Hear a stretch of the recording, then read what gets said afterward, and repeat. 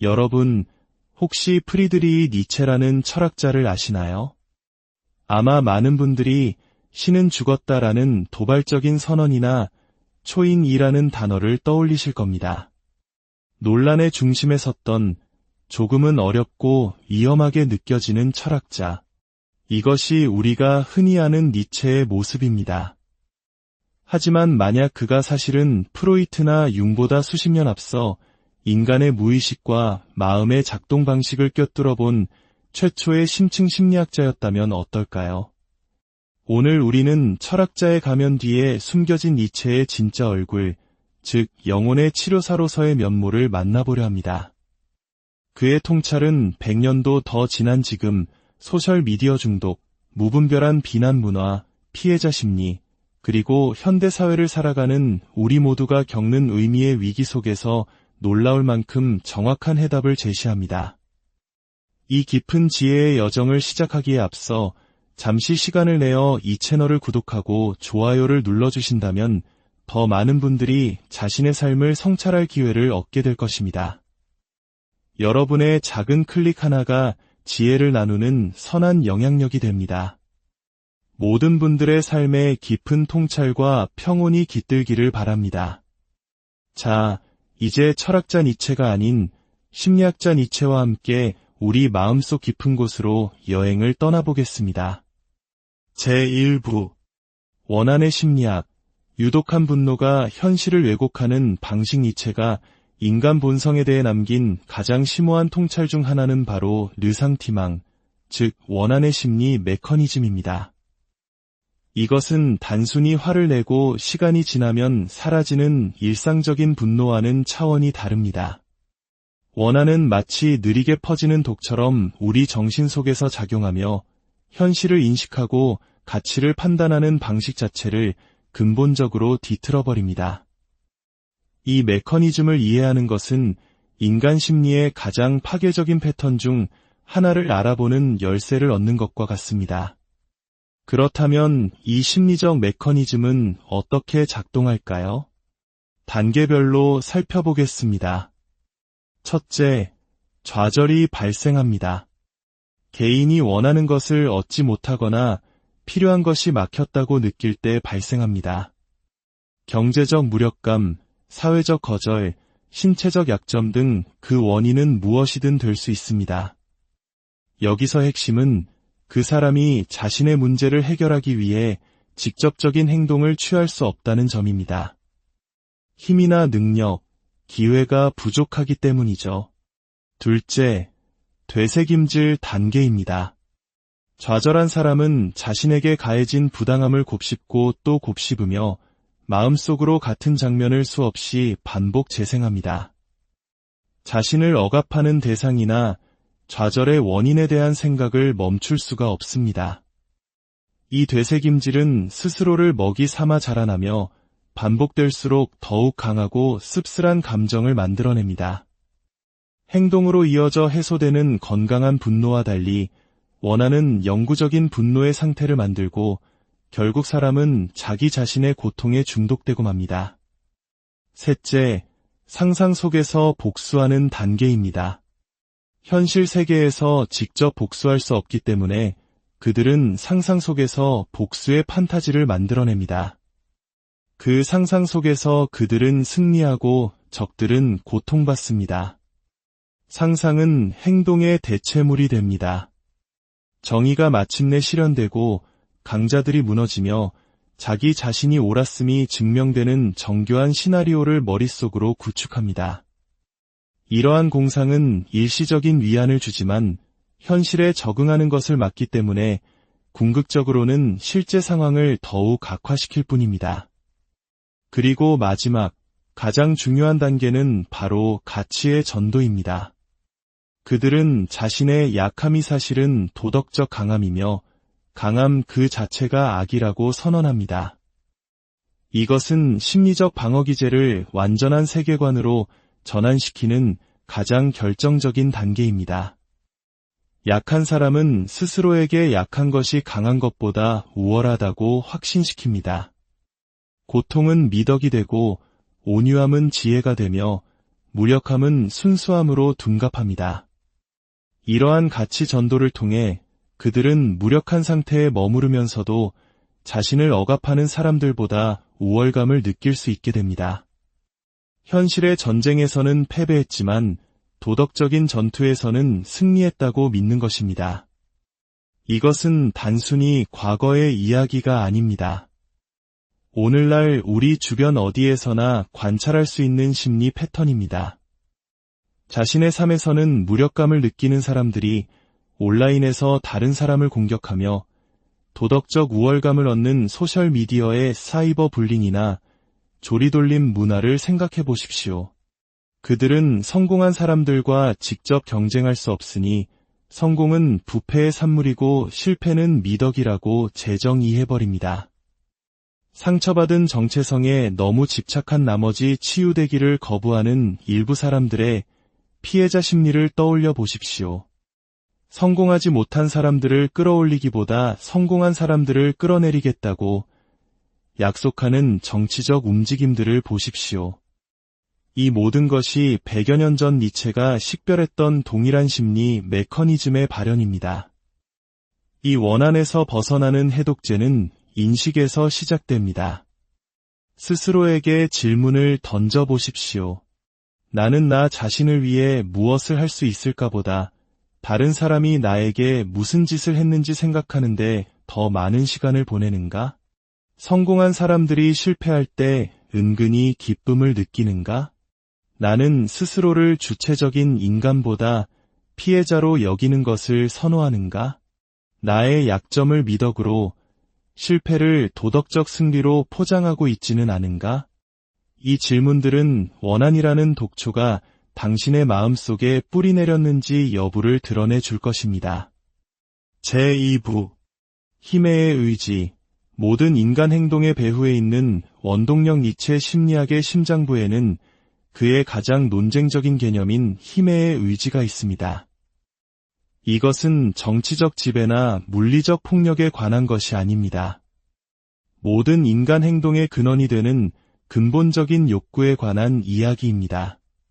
힘의 의지를 이해하면 인간 행동을 이끄는 숨겨진 엔진을 엿볼 수 있습니다. 이는 프로이트가 훗날 리비도라고 불렀던 것과 유사하게 작동하지만 성적인 것에 국한되지 않고 주로 창조적이고 자아실현적인 욕구에 가깝습니다.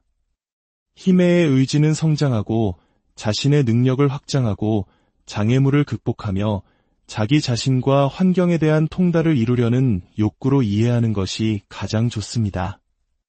모든 인간의 행동은 어떤 형태로든 힘의 의지의 표현으로 기결될 수 있습니다. 누군가 지식을 추구할 때 그는 무지에 대한 힘을 행사하는 것입니다. 누군가 예술을 창조할 때 그는 혼돈의 형태와 의미를 부여함으로써 힘을 행사하는 것입니다. 누군가 관계를 맺을 때 그는 고립과 무의미함에 대한 힘을 행사하는 것입니다. 심지어 명백한 자기희생조차도 더 높은 수준에서 작동하는 힘의 의지로 이해될 수 있습니다. 자신의 저급한 충동을 통제하는 힘을 얻는 것이죠. 이 욕구 체계는 대부분 의식의 수면 아래에서 작동합니다. 우리는 우리 자신의 진짜 동기를 거의 이해하지 못합니다. 왜냐하면 그 동기들은 자동적으로 작동하는 여러 경쟁적인 욕구 체계에서 비롯되기 때문입니다. 이타심에 의해 동기부여된다고 주장하는 사람은 실제로는 다른 사람보다 우월감을 느끼고 싶은 욕망에 의해 움직일 수 있습니다. 진리를 추구한다고 주장하는 사람은 실제로는 지식을 통해 다른 사람을 통제하려는 욕망에 의해 동기부여될 수 있습니다. 성공을 원한다고 주장하는 사람은 실제로는 수십 년 전 자신을 거부했던 부모에게 자신의 가치를 증명하려는 욕망에 의해 움직일 수 있습니다. 우리의 행동 대부분은 무의식적인 힘의 욕구에 의해 주도되며 우리는 사후에 그것을 합리화할 뿐입니다. 현대 뇌과학은 무의식적 동기에 대한 니체의 통찰을 뒷받침합니다. 연구에 따르면 뇌는 의식이 행동 결정을 인지하기 전에 이미 행동을 시작한다고 합니다.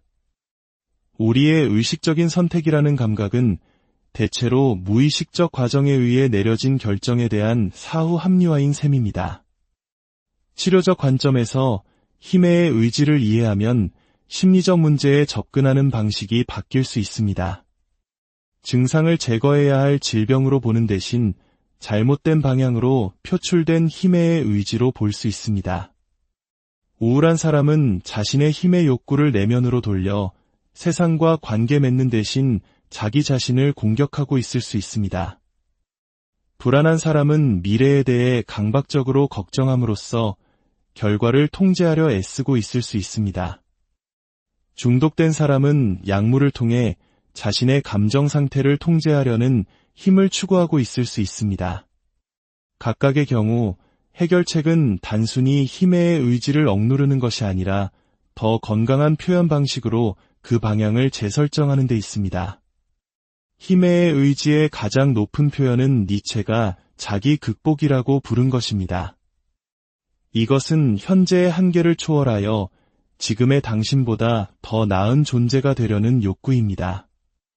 익숙한 패턴을 포기하고 미지의 영역으로 나아가야 하기에 용기가 필요합니다. 단기적인 편안함보다 장기적인 성장을 선택해야 하므로 훈련이 필요합니다. 하지만 이것이야말로 진정한 역량 강화와 진정한 자아 실현으로 이어지는 길입니다. 당신의 의식적인 목표가 무의식적인 힘의 욕구와 일치할 때 당신은 그 누구도 막을 수 없는 존재가 됩니다. 제3부 자기기만, 우리는 우리 자신에게 낯선 존재다. 니체의 가장 급진적인 통찰 중 하나는 우리가 근본적으로 자기 자신을 모른다는 것입니다. 그는 의식이란 빙산의 일각에 불과하며 우리 정신활동의 대부분은 어둠 속에서 작동한다고 주장했습니다. 이는 의식의 투명성과 이성적 자기인식의 힘을 믿었던 시대의 혁명적인 생각이었습니다. 니체는 우리가 우리 자신의 동기, 욕망, 성격에 대해 체계적으로 스스로를 속인다는 것을 이해했습니다. 자기기만은 니체가 놀라울 정도로 정확하게 식별한 몇 가지 심리적 메커니즘을 통해 작동합니다. 첫째, 우리는 행동을 한 후에 합리화합니다. 실제로는 무의식적인 충동에 의해 이끌린 행동에 대해 논리적인 설명을 만들어내는 것이죠. 어떤 사람은 친밀감에 대한 두려움 때문에 관계를 끝냈으면서도 도덕적인 이유를 댔다고 주장할 수 있습니다. 부모의 인정을 받기 위해 직업을 선택했으면서도 숭고한 목적을 위해서였다고 말할 수도 있습니다. 이러한 합리화는 의식이 자동으로 설명을 구성하기 때문에 당사자에게는 완전히 진실하게 느껴집니다. 우리는 스스로 지어낸 신화의 저자가 되는 것입니다. 둘째, 우리는 우리 자신의 무의식적인 특성을 다른 사람에게 투사합니다. 끊임없이 다른 사람을 이기적이라고 비난하는 사람은 보통 그 방에서 가장 이기적인 사람입니다. 어디에서나 조종을 보는 사람은 보통 가장 조종을 잘하는 사람입니다.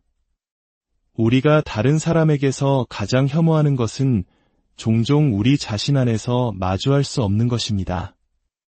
이 투사는 우리가 자신의 그림자 같은 특성을 의식하지 않으면서 긍정적인 자아상을 유지할 수 있게 해주는 심리적 방어기제 역할을 합니다. 우리는 말 그대로 우리가 받아들일 수 없는 우리 자신의 일부를 다른 사람이 짊어지게 만듭니다. 셋째, 우리는 니체가 고귀한 자기기만이라고 부른 것에 관여합니다. 우리는 우리 자신에 대해 기분 좋게 만드는 성격과 동기에 대한 이야기를 스스로에게 들려줍니다.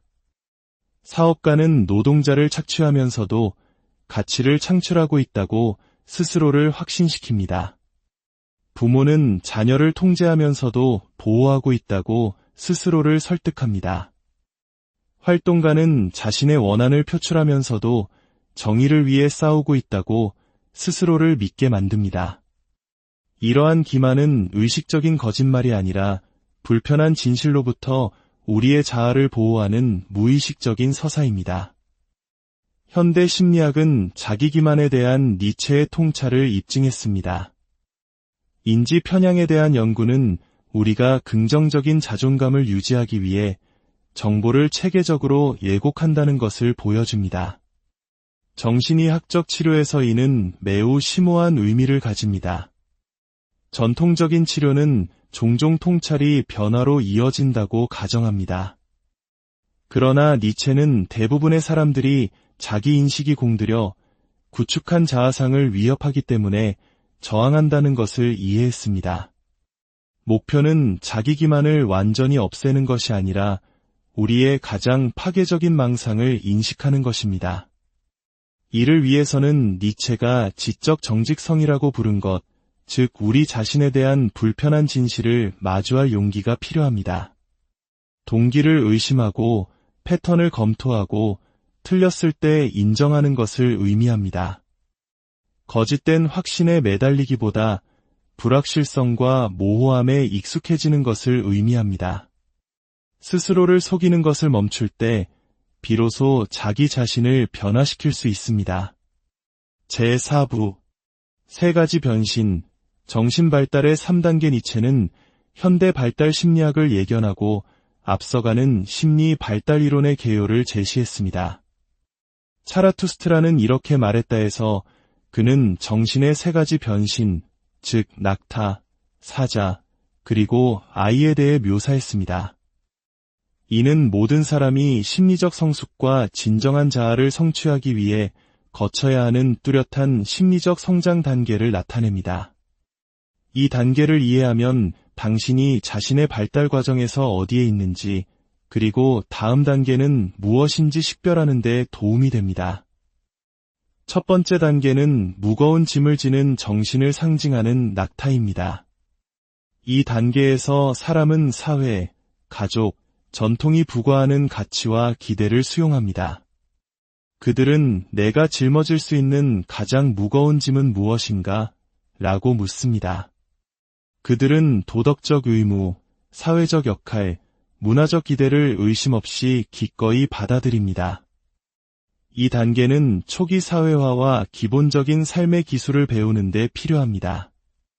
어린이와 청년들은 일반적으로 낙타처럼 기능하며 그들 문화의 지혜와 규칙을 흡수합니다. 하지만 누군가 낙타 단계에 머물러 있다면 그들은 니체가 무리 동물이라고 부른 존재가 됩니다. 그들은 결코 독립적인 판단력이나 진정한 가치를 발달시키지 못합니다. 그들은 영원히 외부 권위에 의존하여 지침과 인정을 구합니다. 우리 사회의 많은 어른들이 이 단계에 머물러 있는 것은 아닐까요? 두 번째 단계는 아니오라고 말하는 파괴적인 정신을 상징하는 사자입니다. 이 단계에서 사람은 물려받은 가치와 외부 권위에 반항합니다. 그들은 내가 왜 이 규칙과 기대를 받아들여야 하는가? 라고 묻습니다. 사자는 낡은 우상을 파괴하고 전통적인 도덕을 거부합니다. 이것은 청소년기의 반항, 중년의 위기, 영적 각성의 단계입니다. 사람은 물려받은 가치가 자신의 진정한 자아에 부합하지 않을 수 있다는 것을 발견합니다. 사자 단계는 낡은 패턴에 대한 비판, 거부, 파괴로 특징 지어집니다. 이 단계는 심리적 독립성을 발달시키고 진정한 가치를 발견하는 데 필수적입니다. 그러나 누군가 사자 단계에 머물러 있다면 그들은 영원히 반항적이고 파괴적인 존재가 됩니다. 그들은 허물 수는 있지만 세울 수는 없습니다. 세 번째 단계는 예라고 말하는 창조적인 정신을 상징하는 아이입니다. 이 단계에서 사람은 수능과 반항을 모두 넘어 새로운 가치와 의미를 창조합니다. 아이는 순수함, 유희, 창조적 자발성으로 특징 지어집니다. 그들은 낙타의 규율과 사자의 독립성을 새로운 종합으로 통합했습니다. 그들은 사회에서 효과적으로 기능하면서도 자신만의 가치를 창조할 수 있습니다. 그들은 진정한 개성을 유지하면서 삶의 예라고 말합니다. 현대의 여러 심리학 이론들은 니체의 3단계 모델이 타당함을 입증합니다. 심리적 성숙은 수용, 거부, 그리고 창조적 종합의 단계를 거쳐야 한다는 것을 모두 인식하고 있는 것입니다. 니체는 이 발달 여정을 그토록 정밀하고 통찰력 있게 그려낸 최초의 인물이었습니다. 제5부 운명을 사랑하라, 아모르 파티, 급진적 심리 치료법 아모르 파티, 즉 운명에는 니체의 가장 급진적인 치료 기법을 대표합니다. 이것은 수동적인 체념이나 스토아적인 수용이 아닙니다. 고통과 실패를 포함하여 당신의 삶에서 일어난 모든 것을 적극적으로 껴안는 것입니다. 이는 고통에도 불구하고가 아니라 그 고통이 당신의 성장에 기여했기 때문에 당신의 존재 전체에 라고 말하는 것을 의미합니다. 이 심리적 실천은 고통에 대한 당신의 관계를 변화시키고 후회라는 폭정으로부터 당신을 해방시킬 수 있습니다. 이 기법은 불쾌한 경험에 대한 우리의 일반적인 관계를 완전히 뒤집음으로써 작동합니다. 상황이 달랐으면 하고 바라는 대신 일어난 모든 일이 지금의 당신이 되기 위해 필요했다는 것을 배우게 됩니다. 실수를 후회하는 대신 그것들이 당신에게 필수적인 교훈을 가르쳐 주었다는 것을 인식하게 됩니다. 고통을 원망하는 대신 그것이 당신의 힘과 연민을 어떻게 발전시켰는지 감사하게 됩니다. 이것은 긍정적인 생각이나 부정이 아닙니다. 당신의 전체 인생 이야기의 의미를 바꾸는 심오한 재구성입니다. 당신은 더 이상 과거의 희생자가 아니라 미래의 저자가 됩니다. 아모르 파티는 일어난 일과 그 사건들이 의미하는 바를 구별할 것을 요구합니다. 당신 삶의 사실들은 바꿀 수 없지만 그 중요성은 항상 재해석될 여지가 있습니다. 순수한 파괴처럼 보였던 트라우마가 당신이 결코 알지 못했던 내면의 자원을 개발하도록 강요했을 수 있습니다.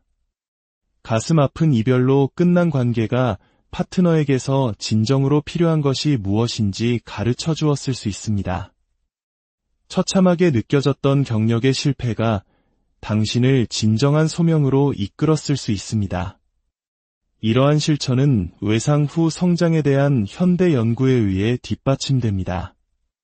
연구에 따르면 심각한 트라우마를 경험한 많은 사람들이 삶에 대한 감사 증가, 더 강한 관계, 더 큰 개인적 힘, 영적 발달, 그리고 새로운 가능성을 포함한 긍정적인 변화를 보고합니다. 핵심 요소는 트라우마 자체가 아니라 사람들이 그 경험을 어떻게 해석하고 통합하는가에 있습니다. 아모르 파티는 이 의미 형성 과정을 적극적으로 배양하기 위한 틀을 제공합니다.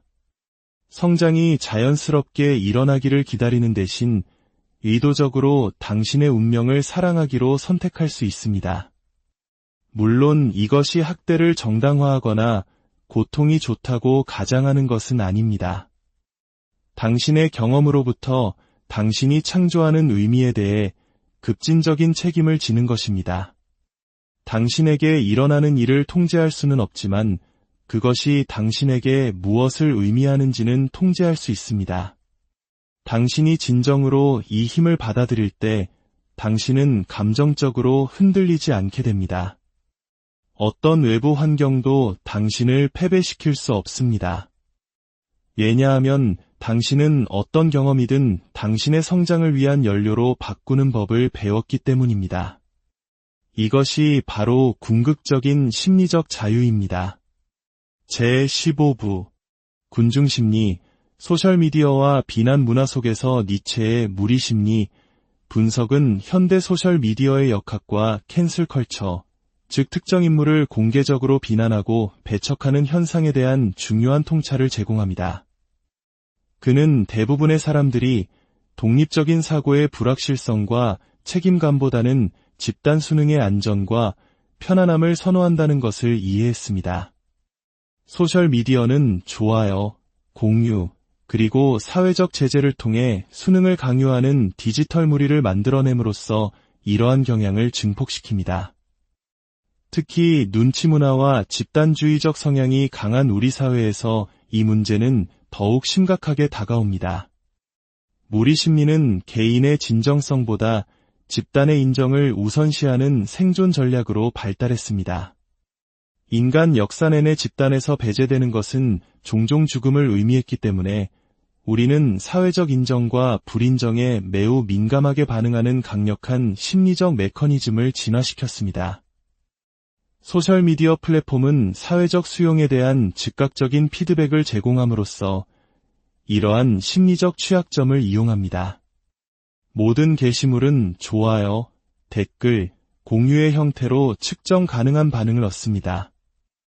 이것은 사람들이 자신의 진정한 생각과 감정을 표현하기보다는 긍정적인 반응을 극대화하기 위해 자신의 행동을 수정하는 중독성 있는 순환을 만듭니다. 그들은 인기가 없을 수 있는 의견은 스스로 검열하고 인정을 받는 의견은 증폭시키는 법을 배웁니다. 시간이 지남에 따라 그들은 자신의 진정한 목소리와의 접점을 잃고 관객을 위해 연기하는 배우가 됩니다. 사이버 불링이나 인민재판 식의 마녀 사냥은 무리가 규범을 강제하는 극단적인 발현입니다. 누군가가 집단의 규범을 어기거나 비주류 의견을 표현하면 디지털 군중은 공개적인 망신, 직업적 불이익, 사회적 고립을 통해 그들을 처벌하기 위해 동원됩니다. 이는 집단의 경계를 강화하고 비수능의 대가를 보여주는 심리적 기능을 하지만 동시에 독립적인 사고와 진정한 표현을 위축시키는 공포의 분위기를 조성합니다. 이러한 무리 심리에 대한 면역력을 키우기 위해서는 니체가 지적인 용기라고 부른 것을 의식적으로 배양해야 합니다. 당신의 결론이 대중의 의견과 다르더라도 스스로 생각하는 법을 배우는 것을 의미합니다. 외부의 승인에 전적으로 의존하기보다는 내적인 검증의 원천을 개발하는 것을 포함합니다.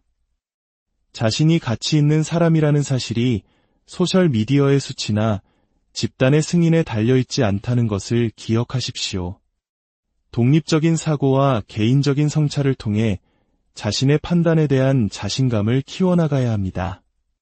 맺은 말, 오늘 우리는 철학자 니체의 잘 알려지지 않은 모습, 즉 우리 영혼의 심층을 탐험한 최초의 심리학자로서의 그를 만나보았습니다. 원한의 심리에서부터 힘의 의지, 자기 기만의 메커니즘, 그리고 운명을 사랑하는 법에 이르기까지 그의 통찰은 1세기가 지난 지금도 여전히 우리의 삶에 깊은 울림을 줍니다. 니체는 우리에게 쉬운 답을 주지 않습니다. 대신 그는 우리 각자가 스스로 질문하고 자신의 가치를 창조하며 삶의 모든 순간을 긍정할 수 있는 힘을 기르도록 촉구합니다. 그는 우리에게 과거의 피해자로 남을 것인지 아니면 우리 삶이라는 이야기의 위대한 저자가 될 것인지를 묻습니다. 오늘 니체의 심리학을 통해 여러분 자신을 얼마나 더 깊이 이해하게 되셨나요? 그의 철학이 여러분의 마음속에 작은 씨앗이 되어 앞으로의 삶에서 고난을 힘으로 바꾸고 진정한 자기 자신을 찾아가는 여정의 등불이 되어주기를 바랍니다. 시청해주셔서 감사합니다. 여러분 각자가 자신의 삶의 위대한